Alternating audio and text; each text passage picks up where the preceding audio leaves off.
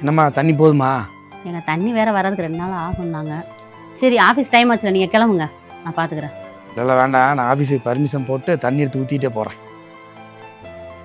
ஈனப்பயலுக்கு புத்தி சொல்லி இல்லடத்த தாய் இழந்தத மாதிரி பெரிய பிடிஆர் மக மாதிரி உட்கார்ந்துருக்கிற தோரணையை பாரு. தேவைதே.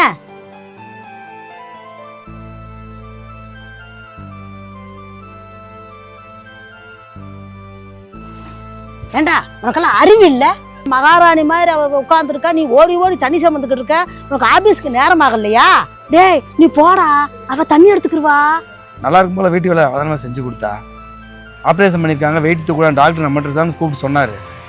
அப்புறம் மனசாட்சிலாம் பேசிகிட்டு இருக்க. ஏண்டா பொண்டாட்டிக்கு வேலை செய்யறியோ, உனக்கு அசிங்கமா தெரியல? அம்மா 20,000 சம்பளத்துக்கு கம்பெனியில் போய் நாயா பையா கஷ்டப்படுறேன். என் பொண்டாட்டிக்கு வேலை செய்யறதுக்கு என்ன? பொண்டாட்டிக்கு வேலை செய்யறது தப்பே இல்லை. ஓ